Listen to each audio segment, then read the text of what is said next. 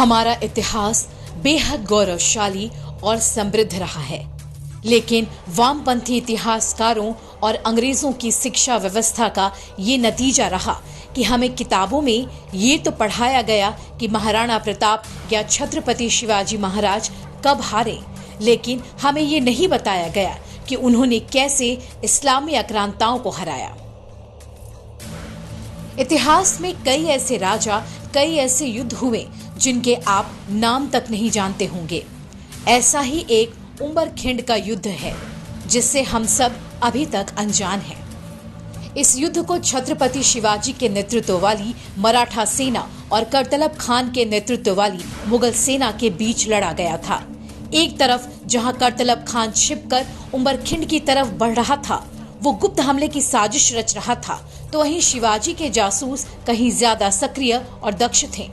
करतलब खान को पता चला था कि कुरावंडा में शिवाजी अपनी सेना के साथ होंगे, लेकिन जब वो वहां पहुंचा तो वो सन्न रह गया, क्योंकि वहां ना तो शिवाजी थे और ना ही उनकी सेना। उनके जासूसों ने आकर सूचना दी कि शिवाजी घाट के नीचे हैं। इसका परिणाम ये हुआ कि करतलब खान ने अचानक हमले के लिए आगे बढ़ना शुरू कर दिया।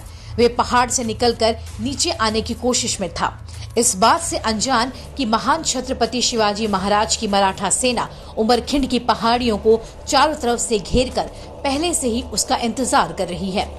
करतलब खान अपनी 35,000 की सेना को लेकर शिवाजी का मुकाबला करने निकल गया। शिवाजी को इसकी खबर मिल चुकी थी और वो अपने चुने हुए 1,000 मराठा सैनिकों के साथ करतलब खान को सबक सिखाने निकल पड़े। दरअसल पुणे से कल्याण जाने के रास्ते में घने जंगल, चट्टान और ऊबड़ खाबड़ रास्ते थे। इस रास्ते से 35,000 की मुगल फौजों को भारी भरकम सामान और तोपखाने के साथ जाना पड़ा, जिससे उनकी हालत खराब हो गई थी। मुगल फौज प्यास और भूख से बेहाल थी, जिसकी वजह से वे आगे बढ़ने की हिम्मत नहीं जुटा पा रहे थे। किसी तरह से जब मुगल सेना उमरखिंड पहाड़ी के पास पहुंची तो ऊंचाई पर शिवाजी महाराज अपने 1,000 मराठा सैनिकों के साथ उनका स्वागत करने के लिए तैयार खड़े थे।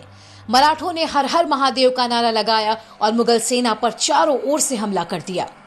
करतलब खान के पास आत्मसमर्पण करने के अलावा कोई चारा नहीं रह गया। उसके माफी मांगने के बाद शिवाजी महाराज ने उसे वापस तो जाने दिया, लेकिन उसके सारे हथियार, घोड़े, भोजन और सारे साजो सामान ले लिए।